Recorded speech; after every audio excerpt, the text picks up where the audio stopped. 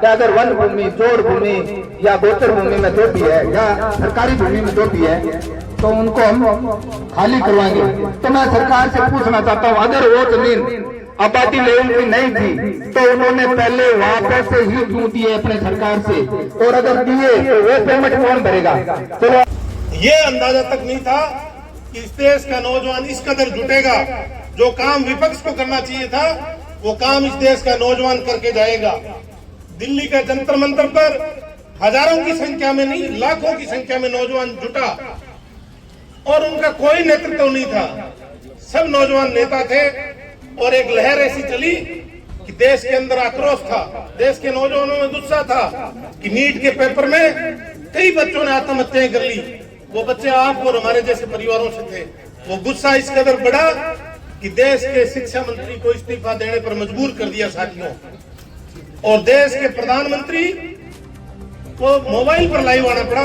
मोदी जी को 15 साल में आज तक मोबाइल पर लाइव आते हुए बहुत कम बार देखा गया है, ना के बराबर शायद आए भी नहीं होंगे। मोबाइल पर पहली बार मोदी जी लाइव आकर बच्चों से कहा, माफी मांगी, सारी बात करी। तो मैं आपसे निवेदन करना चाहता हूं कि आप जब भी किसान के जवान के मुद्दे की बात आए, हो सकता है मेरे साथ आपके व्यक्तिगत मनमुटाव हो सकता है, मेरा आपके साथ हो सकता है, लेकिन जब हमारे हक और अधिकार की बात आएगी, जब सरकार के खिलाफ लड़ने की बात आएगी, तो हम उस लड़ाई को साझी मिलकर लड़ने का काम करेंगे, एक जाजम पर बैठकर लड़ेंगे, तब जाकर हम अपने परिणाम को पाएंगे। आपको मैं कहना चाहता हूं कि ये जो फसल बीमा योजना को लेकर, फसल बीमा, बकाया फसल बीमा जो हमारी आज के इस ज्ञापन की प्रमुख मांग है, उसको लेकर हम लोग यहाँ एकत्रित हैं। उनकी मैं कुछ जानकारी मेरे पास है वो आपके साथ साझी करना चाह रहा हूँ। 2024 की रबी की जो फसल बीमा क्लेम था वो छत्तीसगढ़ के अधिकतर पटवार मंडल में पिछली बार हम आए थे। आप जो मैं कह रहा हूँ ये ऑन रिकॉर्ड कह रहा हूँ, और अगर कोई भूल भी जाए तो किसी के मोबाइल पर लाइव चला होगा, मीडिया के माध्यम से आप इसको दोबारा सुनना। पिछली बार जब हम आए, आप ये मत समझना कि आप आए थे चले गए, उसका परिणाम नहीं आया, परिणाम आया था उसका। जब हम पिछली बार यह ज्ञापन देने आए थे तब ये हुआ था कि आपका बीमा पोर्टल पर शो होना शुरू हो गया था, पहले शो नहीं हो रहा था, और उसके बाद 3 से 5% किसानों के, अधिकतर जो पटवार मंडल, बड़े पटवार मंडल जिनमें ज्यादा बीमा बना था, उनमें आ गए थे, और कई पटवार मंडलों का पूरा क्लेम उनके किसानों के खाते में चला गया था जब आप ज्ञापन देकर गए थे। कई बार क्या होता है, हल्ला आप करते हो, आवाज आप उठाते हो सकता है उस मामले का, उस आंदोलन का लाभ आपके पड़ोसी को भी मिलता है। आज आप अपने अपने गांव से लोग आए हो, बीमा तो जो नहीं आया उनका भी कटाया हुआ है, जब आपके आएगा तो उनके भी तो आएगा। ऐसा तो नहीं है कि उनके नहीं आएगा, बीमा तो अगर आपके खाते में आएगा तो उनके खाते में भी आएगा, जो नहीं आएगा। तो उन पटवार मंडलों में भी क्लेम रिलीज हुआ पिछली बार जब आप आए।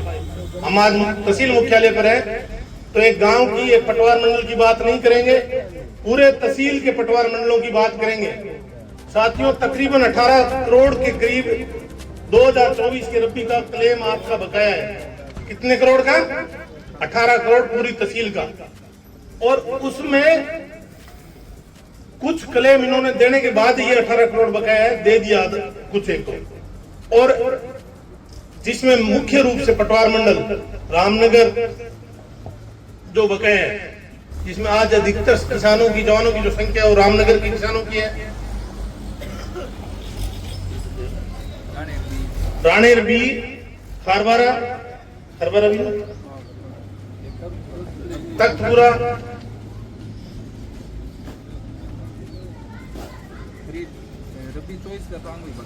हाँ, लाखनसर, ABC, छत्तीसगढ़ ABC तथा 77 पटवार मंडलों के भुगतान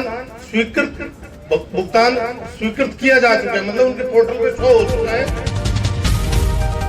लेकिन अभी तक कई जो किसानों के CBT के नाम से लंबित है, और जिन किसानों का 2024 का था वो अक्टूबर 2025 तक किसान के खाते में क्लेम, सरकार की नैतिक जिम्मेदारी बनती है, बीमा कंपनी की जिम्मेदारी बनती है, तो किसान के खाते में पिछले साल के अक्टूबर महीने में पैसे डालने चाहिए थे। लेकिन अगर पैसे सरकार ने बीमा कंपनी की लापरवाही से, प्रशासन की लापरवाही से अगर किसान के खाते में नहीं आए, तो साथियों सरकार की गाइडलाइन है कि 12% ब्याज राशि के साथ किसान के खाते में वो पैसा आएगा।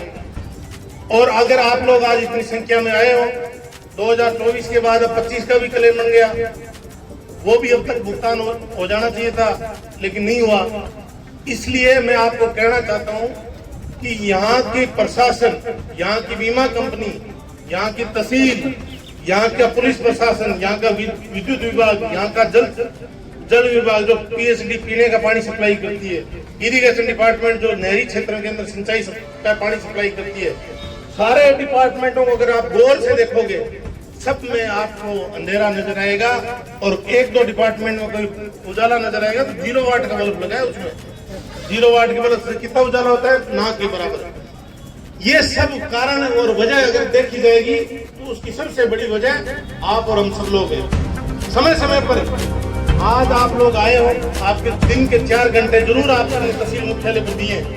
जिस दिन ये पूरा पार्क भरने लग जाएगा धरने के नाम से, प्रदर्शन के नाम से, उस दिन मैं आपको विश्वास और भरोसा दिलाता हूँ, दिल्ली के अंदर जैसा परिवर्तन हुआ उसी प्रकार से आपसे तहसील, एसडीएम ऑफिस, पुलिस थाना, बिजली विभाग, सिंचाई विभाग, पीएचडी विभाग, जितने डिपार्टमेंट आपके, सारे डिपार्टमेंट के लोग, हेल्थ डिपार्टमेंट, एजुकेशन डिपार्टमेंट, किसी डिपार्टमेंट में प्रदर्शन के नाम से आपका अगर ज्ञापन जाएगा तो निश्चित तौर पर उसकी सुनवाई होगी और उसका तत्काल प्रभाव से समाधान होगा।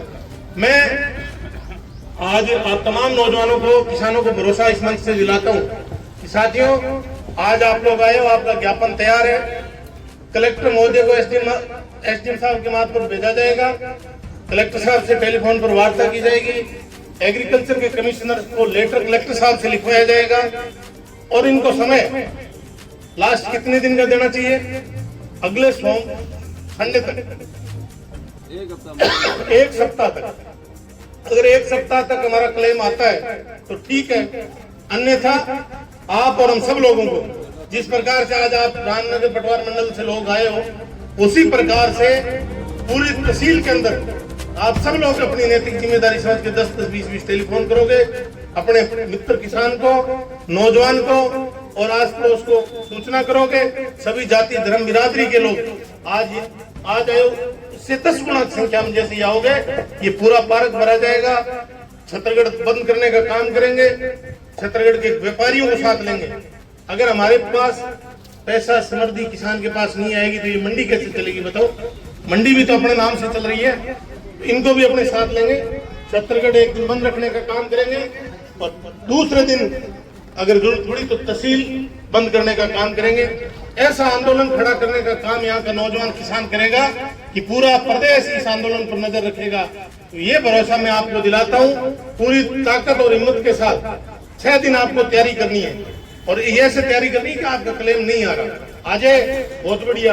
और मुझे इनका डोर लग नहीं रहा अभी तक। जिस प्रकार से बीमा कंपनी के लोगों से बात हुई, वो ये कह रहे हैं कि राज्य सरकार की सब्सिडी अभी तक आई नहीं।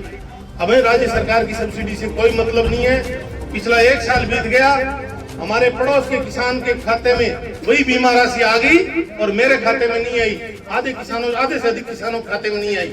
5% किसानों के खाते में पैसे डालकर अगर आप 95% किसानों को बेवकूफ समझ रहे हो तो ये गुस्ताखी कभी भी बर्दाश्त नहीं की जाएगी। बीमा कंपनी के हलक में हाथ डालकर बीमा लेने का काम आप और हम सब लोग मिलकर करेंगे। सोमवार के दिन, आज के दिन से आपको तैयारी करके यहाँ से घर जाना है कि सोमवार को हमें हजारों की संख्या में छत्तरगढ़ को घेरने का काम करना है। शनिवार के दिन एक मीटिंग आयोजित करें। हम हमारा हक मांगते हैं, किसी से भीख मांगे, हम हमारा हक मांगते हैं।